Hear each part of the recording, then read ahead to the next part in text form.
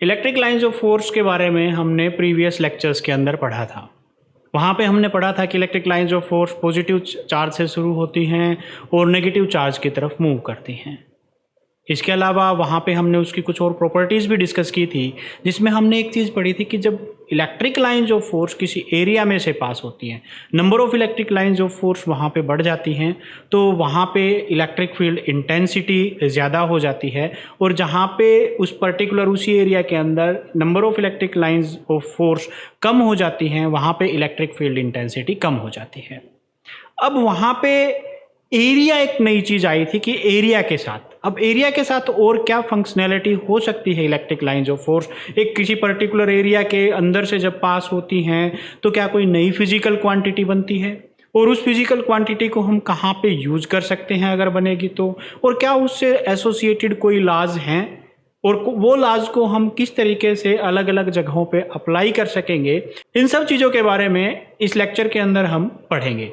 इस लेक्चर को डिटेल्स में शुरू करने से पहले एक चीज़ मैं आपके साथ डिस्कस करना चाहूँगा, और वो होगी एक नई टर्म है एरिया वेक्टर। क्योंकि एरिया के बारे में हमने पढ़ा है, लेंथ के बारे में पढ़ा है, अभी तक हमने जो लोअर क्लासेस थी उसमें एरिया के साथ वेक्टर शब्द का इस्तेमाल नहीं किया था। तो इसका मतलब क्या हुआ कि area is a vector quantity. अब वेक्टर क्वांटिटी जो होती है उसका मैग्नीट्यूड भी होता है और उसकी डायरेक्शन भी होती है। Then what is the direction of this area vector, that is कोई भी एरिया होगा तो उसकी डायरेक्शन क्या बनेगी और उसका मैग्नीट्यूड हम किस तरीके से कैसे रिप्रेजेंट करेंगे। एरिया वेक्टर जैसे मैंने आपको बताया कि ये एक वेक्टर क्वांटिटी है। फॉर एग्जांपल वी हैव, कोई भी एरिया है हमारे पास, ये एरिया हो गया मान लिया, तो इस एरिया का जो वेक्टर इसको एक इससे परपेंडिकुलर डायरेक्शन में अगर मैं एक ये इस तरीके से लाइन ड्रा करूं तो ये ध्यान रखें जो लाइन होगी वो इससे हमेशा परपेंडिकुलर होगी। तो ये जो वेक्टर होगा, suppose this is a vector, then this a vector is area vector for this surface. तो यहाँ पे अब इसका जो मैग्नीट्यूड है, ये जो मैग्नीट्यूड है, इसका जो साइज होगा, size of this arrow will increase with increase in area. अगर मैं इस एरिया को थोड़ा सा और बढ़ा दूं तो यहाँ पे इसका साइज बढ़ता चलेगा, और बढ़ा देंगे तो इसका साइज और बढ़ जाएगा। अब जो चीज़ ध्यान देने की है वो ये है कि जो ये वेक्टर होगा वो इस एरिया से हमेशा क्या होगा, परपेंडिकुलर डायरेक्शन में होगा। तो area vector is a vector which is perpendicular to this, जो भी सरफेस एरिया होगा उससे। बुक्स के अंदर या कई जगह पे आपको नोटेशन इसकी इस तरीके से मिलेगी, ds, s मीन्स सरफेस के लिए लिया गया है। स्मॉल सरफेस एरिया की बात करें तो we can write that is n cap ds। Now ds ये वही एरिया है जो हमने लोअर क्लासेस के अंदर पढ़ा था, जिसके बारे में अभी तक हमने वेक्टर नहीं लगाया था। और जब हम इसके साथ unit vector n cap is a unit vector, जब कोई भी यूनिट वेक्टर लगा देते हैं इसके साथ तो ये वेक्टर क्वांटिटी बन जाती है। अब ये यूनिट वेक्टर की डायरेक्शन क्या होगी, ये यूनिट वेक्टर मैंने अभी जैसे आपको बताया कि एरिया वेक्टर जो होता है वो सरफेस से हमेशा परपेंडिकुलर होगा, तो जो भी एरिया होगा उससे इसकी डायरेक्शन हमेशा परपेंडिकुलर होगी। तो ये बनता है जो हमारा एरिया वेक्टर है वो। आगे नेक्स्ट जितने भी आर्टिकल्स होंगे वहाँ पे हम इस एरिया को अकेला एरिया नहीं कहेंगे, जबकि हम टर्म यूज करेंगे एरिया वेक्टर, क्योंकि ये बहुत सारा डिफरेंस वहाँ पे क्रिएट कर देगा सिंपल एरिया और एरिया वेक्टर के अंदर जब हम बात करते हैं तो। अब ये तो था एरिया वेक्टर, यहाँ पे हमने डिस्कस किया। अब वहाँ पे जब इलेक्ट्रिक लाइंस ऑफ फोर्स किसी एरिया में से पास होती हैं, जब वो किसी एरिया में से पास होंगी तो उसको एक नया नाम देंगे, वो एक नई फिजिकल क्वांटिटी हम कहेंगे, और उस फिजिकल क्वांटिटी का नाम है इलेक्ट्रिक फ्लक्स। फ्लक्स आपने वर्ड फर्स्ट टाइम आप यूज़ कर रहे होंगे।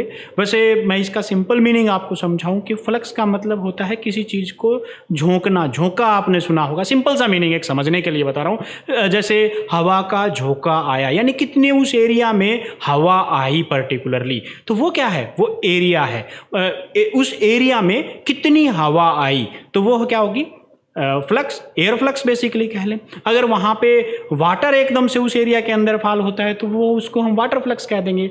अब यहाँ पे इलेक्ट्रिक फ्लक्स की हम बात कर रहे हैं, तो उसी एरिया के अंदर कितनी number of electric lines of force आती हैं वो क्या होगा, उसका इलेक्ट्रिक फ्लक्स होगी। चलिए इस डेफिनेशन को एक बार थोड़ा सा डिटेल्स में हम समझते हैं। तो देखिए, मैं कोई भी एक एरिया यहाँ पे बनाता हूँ। For example this is an area, कोई भी एरिया में ड्रा करने की कोशिश यहाँ पे कर रहा हूँ इस तरीके से।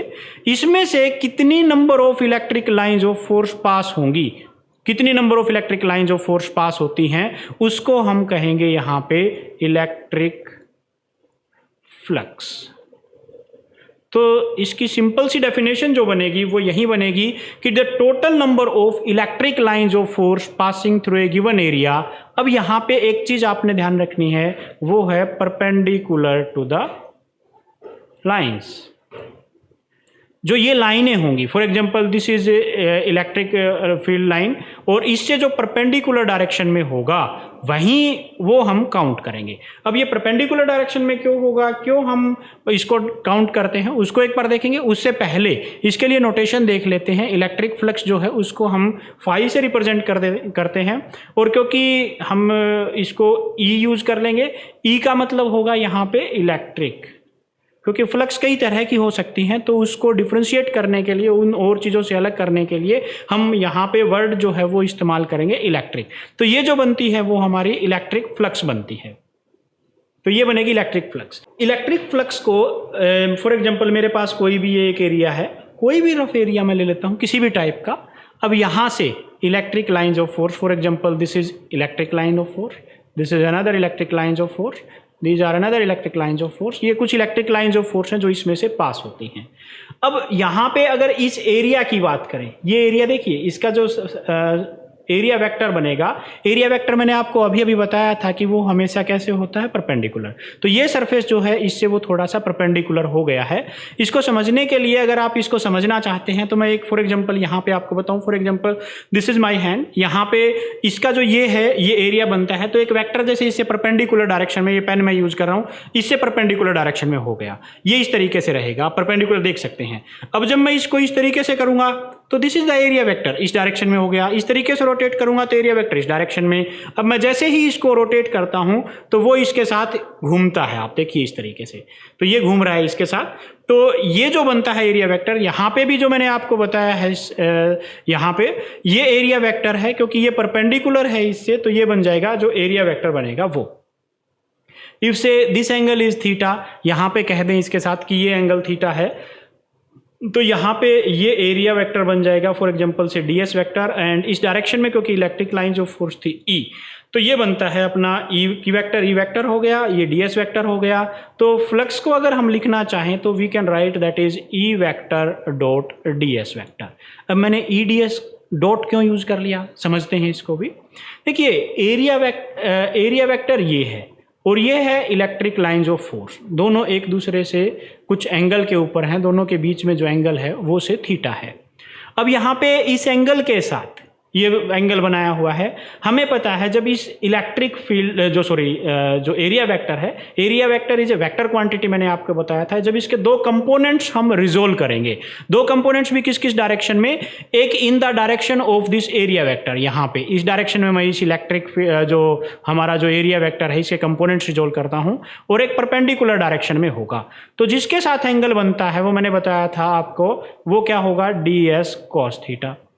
अगर आप चाहें तो इस इलेक्ट्रिक फील्ड के वेक्टर के भी कर सकते हैं दो कंपोनेंट्स, एक in the direction of this और एक परपेंडिकुलर टू दैट। तो इस तरीके से ये इसके दो कंपोनेंट हो जाएंगे। अगर हम इस इलेक्ट्रिक फील्ड के करते हैं तो भी वो क्या बनेगा, cos थीटा ही बनता है। तो यहाँ पे बेसिकली लिखना चाहेंगे तो वो हो जाएगा हमारे पास E, एंड यहाँ पे हो जाएगा एरिया वेक्टर के अकॉर्डिंग करें तो cos थीटा ये कंपोनेंट होगा।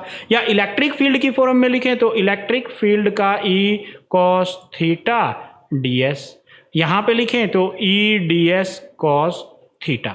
और हमें पता है यहाँ पे E is a vector quantity, ये भी वेक्टर है, ds is a vector quantity, और जब दो वेक्टर की प्रोडक्ट होती है और उनके बीच में एंगल कोस आता है तो हमें पता है वो क्या हो जाता है, that is a dot product. तो मैंने यहाँ पे लिखा जो डॉट प्रोडक्ट है वो E vector dot ds vector हो जाएगी। अब एक चीज ध्यान रखिए, जो फ्लक्स है, जो इलेक्ट्रिक फ्लक्स है वो एक स्केलर क्वांटिटी है। क्यों? क्योंकि दो वेक्टर की डॉट प्रोडक्ट से हमें मिलती है, तो इस वजह से ये एक स्केलर क्वांटिटी है, ये हमेशा ध्यान रखना है आपको।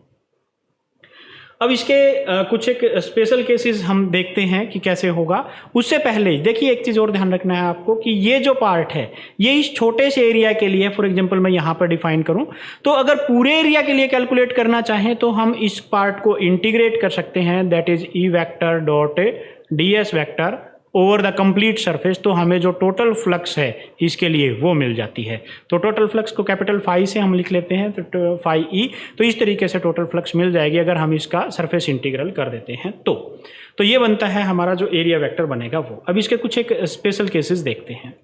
स्पेशल केसेस, फर्स्ट वन क्या हो सकता है? First one, when theta is equal to 0। Theta is equal to 0 होने का मतलब ये हुआ कि जो ये एरिया वेक्टर है, यहाँ पे हम बात करें तो ये जो एंगल है ये एंगल 0 डिग्री का हो जाता है। तो in that case electric field and area vector are both in same direction. अब एक चीज ध्यान रहे, इलेक्ट्रिक फील्ड मैंने कहा वो इस डायरेक्शन में है और एरिया वेक्टर जो मैंने कहा वो भी इसी डायरेक्शन में है। बट ये ध्यान रखिए, अगर एरिया वेक्टर इस डायरेक्शन में है, क्योंकि एरिया परपेंडिकुलर होता है एरिया वेक्टर सरफेस से, तो इसका मतलब सरफेस कैसे है? परपेंडिकुलर है। और परपेंडिकुलर है तो ये चीज ध्यान रखिए, यहाँ पे अगर हम इसको थोड़ा सा अब यहाँ पे समझें तो यू कैन राइट हियर। अभी हमने कहा था जो फ्लक्स होती है वो होती है हमारे पास E vector dot D S vector, that is phi, और इसको सिंपल वर्ड्स में हमने लिखा था E D S cos theta. तो in that case theta is there and हमें पता है कोस 0 की जो वैल्यू होती है वो 1 होती है, जो कि इसकी मैक्सिमम वैल्यू है। तो फ्लक्स भी कैसी हो जाएगी? यहाँ पे मैक्सिमम फ्लक्स हो जाएगी, और वो कितनी होगी? E into D S. तो ये इसकी मैक्सिमम फ्लक्स होगी। तो इसका मतलब जो मैक्सिमम फ्लक्स तब पास करेगी उसमें से जब वो परपेंडिकुलर, यानी कि एरिया परपेंडिकुलर हो और area vector in the direction of electric field हो, तो वहां पे फ्लक्स मैक्सिमम हो जाती है। दूसरा point, phi is equal to 90 degree, और हमें पता है कोस 90 की जो वैल्यू होती है वो 0 होती है, और कोस 90 की वैल्यू 0 होगी तो फ्लक्स भी क्या हो जाएगी? यहाँ पे 0 हो जाती है। तो 0 फ्लक्स विल बी देयर। तो 0 फ्लक्स मीन्स वहाँ पे कोई इलेक्ट्रिक लाइन्स ऑफ फोर्स उस एरिया, क्योंकि एरिया उस डायरेक्शन में है ही नहीं, क्योंकि जिस डायरेक्शन में इलेक्ट्रिक लाइन्स ऑफ फोर्स हैं, जो एरिया है बेसिकली वो उसी डायरेक्शन में हो जाता है, एरिया वेक्टर परपेंडिकुलर हो जाता है। तो इस वजह से वो लाइनें एज इट इज़ उसके अंदर से पास हो जाएंगी, उस एरिया में से नहीं गुजरेंगी, उस एरिया के पैरेलल निकल जाती हैं। तो इस वजह से यहाँ पे 90 डिग्री होने की वजह से वो जो फ्लक्स है उसके साथ वो 0 हो जाती है। And the third one, when phi is equal to 180 degree and cos 180 we knows that this is -1, और जो फाई हो जाएगी उसकी वैल्यू जो है वो नेगेटिव आएगी। नेगेटिव फ्लक्स यहाँ पे होगी। नेगेटिव फ्लक्स मीन्स इसमें से एरिया में से जो फ्लक्स है वो पास हो रही होगी, उस एरिया में से वो निकल रही होगी, बाहर की तरफ वो जा रही होगी। तो ये 3 स्पेशल केसेस बनते हैं यहाँ तक के। फ्लक्स हमने पढ़ लिया। अब उसके साथ जो इसके लिए इससे रिलेटेड जो चार्ज या इलेक्ट्रिक फील्ड कैलकुलेट करने के लिए कुछ लॉज दिए गए। एक लॉ है इसी के अंदर, Gauss law in electrostatics. Gauss law क्या कहता है? ये कहता है कि जो एरिया है, कोई भी एरिया है, उसके साथ जो टोटल फ्लक्स लिंक्ड है, जो चार्ज होगा जिसके अंदर, अगर कोई चार्ज उसके अंदर रखा हुआ और उसके साथ जो फ्लक्स हो, क्योंकि फ्लक्स उसमें से बाहर निकलेगी, नेगेटिव चार्ज होगा तो अंदर की तरफ आएगी, जो भी है, तो वहां पे जो फ्लक्स एसोसिएटेड है उस एरिया के साथ वो 1/ε0 times the total charge enclosed by that surface है। अब यहाँ पे ε0 टाइम्स मैंने कहा, ε0 टाइम्स क्यों कहा? क्योंकि ε0 है फ्री स्पेस के लिए, अगर कोई मीडियम होगा तो वो उसी के अकॉर्डिंग मॉडिफाई होगा। तो एक बार गॉस लॉ को भी देख लेते हैं कि वो किस तरीके से काम करता है। Gauss law in electrostatics. तो गॉस लॉ क्या कहता है? इसको मैथमेटिकल टर्म्स में लिखना चाहें तो ये कहता है the total flux linked with an area is equal to, total flux के लिए मैं इसको सरफेस एरिया के साथ कर देता हूँ, is equal to 1/ε0 times the total charge enclosed by that surface. ये डेफिनेशन ऐसे मुश्किल लगे तो एक और आसान तरीके से ये कहता है the total electric flux over the closed surface. इसका मतलब होता है closed surface. The total electric flux हमें पता है ई vector dot D S vector है, और इसका इंटीग्रेशन कर दें तो क्लोज्ड हो जाती है ना, पूरे के लिए हो जाता है, पूरा सरफेस के लिए हो जाती है, टोटल हो जाती है। और यहाँ पे मैं ये निशान लगा देता हूँ तो close. The total electric flux over a closed surface is equal to 1/ε0 times the total charge. वहाँ पे अगर टोटल चार्ज क्यू है तो total charge enclosed by that surface. That is, मैं एक बार फिर से रिपीट कर रहा हूँ, electric flux total electric flux over a closed surface is equal to 1 by epsilon naught times the total charge enclosed by that surface. अब इसके लिए एक बार प्रूफ देख लेते हैं कि ये थ्योरी ही है या वास्तव में ऐसा होता है। इसके लिए हम पहले जो आर्टिकल्स कर चुके हैं उन्हीं का यूज करेंगे। पहले हमने आर्टिकल्स किए थे, कूलम्स लॉ किया था, इलेक्ट्रिक फील्ड हमने कैलकुलेट किया था, तो उसी इलेक्ट्रिक फील्ड की हेल्प से यहाँ पे एक बार करके देख लेते हैं कि वो हो सकता है कि नहीं हो सकता। तो चलिए शुरू करते हैं इसको भी। तो for that let us consider we have a this positive charge. यहाँ पे कोई भी पॉजिटिव चार्ज हम मान लेते हैं, जो चार्ज Q है। इसके चारों तरफ हमें पता है इलेक्ट्रिक फील्ड सिमेट्री बनेगी, क्योंकि हमने जो फार्मूला पढ़ा हुआ था पहले इलेक्ट्रिक फील्ड का वो था 1/4 pi epsilon Q by R square. तो इफ R अगर हम रेडियस मान के चले तो चारों तरफ इसके स्फीरिकल सिमेट्री बनेगी, जिसके हर पॉइंट के ऊपर जो इलेक्ट्रिक फील्ड होगा वो सेम होगा। तो मैं यहाँ पे एक बार रफली मान लेता हूँ कि इस टाइप की कि इसकी सिमेट्री बनती है इस चार्ज के चारों तरफ, तो ये सरफेस बनता है। तो उसके लिए यहाँ पे एक छोटा सा सरफेस मान लेते हैं। Late us consider this is A small area element ds। अब यहाँ से क्योंकि एरिया वेक्टर की बात करें तो एरिया वेक्टर हमेशा परपेंडिकुलर टू द सरफेस होता है, और ये स्फीयर है तो स्फीयर से हमेशा जो एरिया वेक्टर होगा वो परपेंडिकुलर डायरेक्शन में होगा। सो this is the direction of this area vector.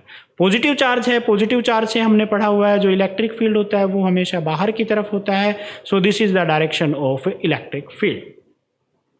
तो यहाँ पे इसके अकॉर्डिंग इस चार्ज के कारण इस पॉइंट के ऊपर इलेक्ट्रिक फील्ड निकालें तो late us consider this distance is r, जो ये हमने स्फीयर कंसीडर किया है, इसकी जो रेडियस है उसको हम r मान लेते हैं, या जो एरिया एलिमेंट ds हमने कंसीडर किया है वो r डिस्टेंस के ऊपर कंसीडर किया है। तो यहाँ पे अगर E इलेक्ट्रिक फील्ड निकाले E, then we can write 1/4 pi epsilon naught Q by R square and R cap. And what is this R cap? R cap क्या है? एक पॉइंट आउटवर्ड की तरफ, बाहर की तरफ जाता है, क्योंकि इलेक्ट्रिक फील्ड जो है इलेक्ट्रिक फील्ड की डायरेक्शन को रिप्रेजेंट कर रहा है जो कि बाहर की तरफ है। तो R cap is this is the unit vector of electric field जो बाहर की तरफ होगा। तो हमें पता है जो फ्लक्स होती है, स्मॉल अमाउंट ऑफ फ्लक्स से यहाँ d फाई से रिप्रेजेंट करें, that will be equal to E vector dot n cap ds। N cap मैंने एरिया वेक्टर के लिए जो यहाँ पे लिया है, इसके लिए जो डायरेक्शन है उसको मैं यूनिट वेक्टर है उसको मैं एन कैप ले लेता हूँ। तो यहाँ पे एन कैप हो जाएगा। इलेक्ट्रिक फील्ड के लिए अभी हमने आर यूनिट वेक्टर लिया था, तो E r unit vector and dot n cap and d s. यहाँ पे अगर देखा जाए तो हम लिख सकते हैं E D s and this r cap dot n cap. अब देखिए आर कैप और एन कैप, आर वेक्टर भी इसी डायरेक्शन में है और एन वेक्टर जो यूनिट वेक्टर्स हैं वो दोनों सेम डायरेक्शन में है। सो हियर जो थीटा की वैल्यू बनती है वो 0 बनती है एंड कोस 0 की वैल्यू जो होगी 1 होगी। और क्योंकि ये यूनिट वेक्टर थे तो इस वजह से जो ये टर्म होगी इसकी वैल्यू 1 हो जाएगी। तो जो फ्लक्स आएगी हमारे पास d5 that will be equal to E ds। ये स्मॉल अमाउंट ऑफ फ्लक्स आई है जो इस एरिया के साथ एसोसिएटेड है। अब हमें पता है इलेक्ट्रिक फील्ड अगर इस पॉइंट के ऊपर देखें, फार्मूला अभी हमने किया था, that is equal to 1/4 pi epsilon naught and Q by R square and this ds surface area of this small element. अब यहाँ पे क्योंकि हमने ये स्मॉल एरिया के लिए किया है, एरिया एलिमेंट के लिए किया था, अब कंप्लीट सरफेस के लिए करेंगे, जो पूरा सरफेस हमारा ये सरफेस है, अगर इसके लिए करते हैं तो we can write here that is flux phi that will be equal to integration of this D phi over the complete और you can say this complete surface area. तो I can write 4 pi epsilon naught Q by R square and surface area of this that is ds। इसका जो surface area बनेगा that will be equal to 1/4 pi epsilon naught Q by R square, sorry R square was here. तो ये R square बनेगा यहाँ पे, और surface area हमें पता है इसका होता है किसी भी स्फीयर के लिए हम करें तो that will be equal to 4 pi R square. यहाँ से अगर देखा जाए तो R स्क्वायर से R स्क्वायर कैंसिल हो जाता है, 4 पाई से 4 पाई कैंसिल हो जाता है, तो हमारे पास जो क्वांटिटीज बचती हैं वो Q बाई एप्सिलॉन नॉट बचती हैं। तो यहाँ पे जो टोटल फ्लक्स आती है हमारे पास phi that will be equal to Q by epsilon naught. और आई थिंक गॉस लॉ जो हमने किया था स्टार्टिंग में, जो हमने पढ़ा है वो यही है कि टोटल फ्लक्स जो होगी वो 1/ε टाइम्स होगी टोटल चार्ज का। तो यही हमने गॉस लॉ के अंदर कंसिडर किया था। So this is Gauss law in electrostatics. अब यहाँ पे एक दो पॉइंट्स, इंपॉर्टेंट पॉइंट्स आप नोट कर लें यहाँ पे। फर्स्ट पॉइंट जो होगा, if there is no point charge inside close surface then phi e is 0। What is this, what does it means? यहाँ पे देखिए कहा कि if no charge is inside the area जो हमने कंसिडर किया था उसमें कोई चार्ज नहीं है, तो सीधी सी बात है चार्ज ही नहीं होगा। तो फार्मूला हमने पढ़ा Q/ε0, तो वहाँ पे Q की वैल्यू 0 हो जाती है। इन दैट केस इलेक्ट्रिक फील्ड भी वहाँ पे 0 हो जाएगा। और जो दूसरा पॉइंट है वो ये कि if medium of the dielectric constant, यहाँ पे मैं कोई भी मीडियम मान लेता हूँ जिसका डाइलेक्ट्रिक कांस्टेंट से K है, तो जो इलेक्ट्रिक फ्लक्स होगी phi e that will be equal to Q/ε तो रहेगा एज इट इज, और उसको क्या कर देंगे, जो डाइलेक्ट्रिक कांस्टेंट है उसके साथ और हम मल्टीप्लाई कर देंगे। तो ये ध्यान रखना, फार्मूला कुछ इस तरीके से ये कन्वर्ट हो जाए। And the next point, if वहाँ पे हम कंसिडर करके चले कि बहुत सारे चार्ज हैं, multiple charges are there, 1 2 3 4 and there are so many of charges are there, तो वहाँ पे जो टोटल फ्लक्स होगी, टोटल इलेक्ट्रिक फ्लक्स होगी जो सरफेस के अंदर है जितने चार्ज, उन सब का सम होगी, जो टोटल बनेगी उन सभी के कारण होगी। तो उसके लिए अगर हम मैथमेटिकली लिखना चाहें तो we can write that is, जो टोटल फ्लक्स होगी, we have multiple charges are here, Q1 से Q2 एंड सो ऑन से Qn, तो टोटल फ्लक्स होगी electric flux phi e, I can write that is flux due to first charge plus flux due to second charge and so on plus flux due to nth charge। तो यहाँ पे इन सभी charge के कारण flux calculate करें तो हमें पता है Q1/ε0 plus Q2/ε0 plus and so on and Q1/ε0 इस तरीके से बन जाता है। तो इन सभी के अंदर 1/ε0 कॉमन है, तो वी कैन राइट जो इलेक्ट्रिक फ्लक्स होगी दैट इज़ 1/ε0 टाइम्स, हमने जो है वो कॉमन ले लिया यहाँ पे, और ये हो जाएगा Q1 plus Q2 plus and so on Qn।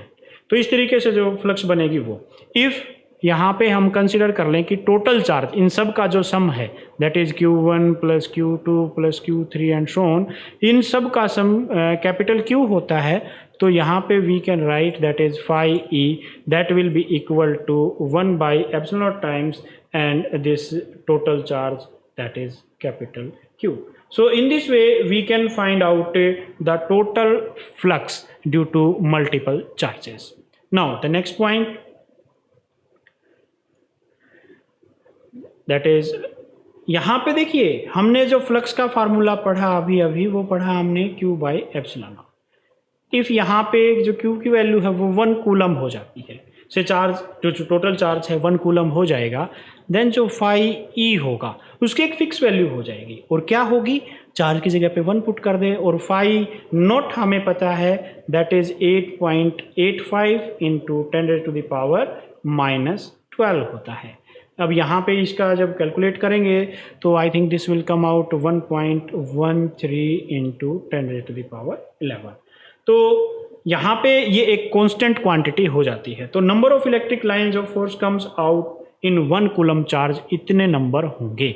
तो दिस नंबर ऑफ चार्जेस या electric lines of force will come out from this 1 coulomb of charge. अब क्या गॉस लॉ की हेल्प से हम थोड़ा सा बैकवर्ड चलेंगे, जब हम गॉस लॉ ड्राइव कर सकते हैं तो क्या गॉस लॉ की हेल्प से हम कूलम्स लॉ को भी ड्राइव कर सकते हैं? अब हम डिस्कस करते हैं यहाँ पे Coulomb's law using Gauss law. For that let us consider an isolated charge, कोई भी एक चार्ज है और वो किसी भी स्फीयर के सेंटर के ऊपर प्रेजेंट है। For example this is A sphere और इसके सेंटर के ऊपर ये चार्ज कोई भी है, पॉजिटिव क्यू चार्ज है यहाँ पे। नाउ गॉस लॉ कहता है, according to Gauss law, that is total flux over this surface that will be equal to E vector dot ds vector that will be equal to Q/ε0। ये अभी हमने पढ़ा था कि जो टोटल फ्लक्स होगी वो इतनी होगी। देन यहाँ से अगर थोड़ा सा आगे बढ़े हम, क्योंकि एरिया वेक्टर और पॉजिटिव चार्ज हमने लिया था, तो वहाँ पे हमने पढ़ा था इन दैट केस थीटा की वैल्यू 0 हो जाती है, क्योंकि एरिया वेक्टर, कोई भी एरिया वेक्टर हम कहीं पे भी कंसीडर करें, उसके कारण एरिया वेक्टर और इलेक्ट्रिक फील्ड दोनों एक ही डायरेक्शन में होंगे। तो ये जो क्वांटिटी है that is E vector dot D S vector जो बनता है, that will be equal to that is E D S cos 0 1 हो जाता है, तो ई और यहाँ पे ds का जो टोटल सरफेस कैलकुलेट करेंगे वो, और जो total surface area of sphere जो होता है वो होता है 4 पाई आर स्क्वायर। यहाँ से अगर करें तो according to these equations that is E into 4 pi r square that will be equal to q by epsilon naught. This implies that this E that will be equal to 1 by 4 pi epsilon naught q by r square. इस equation, इस part को हम यहाँ पे नीचे लिख दिया हमने और मल्टीप्लाई हो गया। तो इस तरीके से यहाँ तक आ जाता है हमारे पास इलेक्ट्रिक फील्ड। नाउ हमें इलेक्ट्रिक फील्ड यहाँ पे कैलकुलेट नहीं करना था, हमें तो यहाँ पे कैलकुलेट करना था कूलम्स लॉ। इलेक्ट्रिक फील्ड तो आ जाएगा, अब कूलम्स लॉ के लिए क्या करें, क्योंकि कूलम्स लॉ के लिए हमने पढ़ा हुआ है 2 चार्ज चाहिए, तो दूसरा चार्ज हमें रखना पड़ेगा। कहाँ रखेंगे? जो ये चार्ज हमने कंसीडर किया है इसके इलेक्ट्रिक फील्ड के अंदर रखेंगे। तो for that let us consider a test charge, say ये Q हो गया और एक टेस्ट चार्ज Q नॉट हम इसी के फील्ड के अंदर रख देते हैं, कहीं पे रख देते हैं, क्योंकि इस डिस्टेंस यहाँ पे एक पॉजिटिव टेस्ट चार्ज हमने रखा है और say this test charge is at a distance r, ये डिस्टेंस को हम r कंसीडर कर लेते हैं। देन इन दैट केस यहाँ पे जो फार्मूला बनेगा that will be equal to जो फोर्स बनेगी उसके ऊपर, वो होगी, हमने पढ़ा हुआ है Q नॉट इंटू ई, ये फार्मूला हमने पढ़ा था जो फोर्स होती है। देन F वेक्टर क्वांटिटी होगी तो डायरेक्शन सेम रहेंगी, तो F will be equal to 1 by 4 pi epsilon naught. And यहाँ पे इलेक्ट्रिक फील्ड जो आया था वो Q बाई आर स्क्वायर, ये हम कैलकुलेट कर चुके हैं इस पॉइंट पे, एंड इसको हमने मल्टीप्लाई करना है Q नॉट से। So I think this is well known Coulomb's law. यहाँ पे first charge, second charge inversely proportional to square of the distance, and this is 4 pi epsilon naught is the total जो force बनती है, जो charge test charge के ऊपर बनती है वो। So in this way we can solve और we can derive Coulomb's law using Gauss law. So यहाँ तक अगर आपकी कोई भी प्रॉब्लम है तो यू कैन आस्क मी।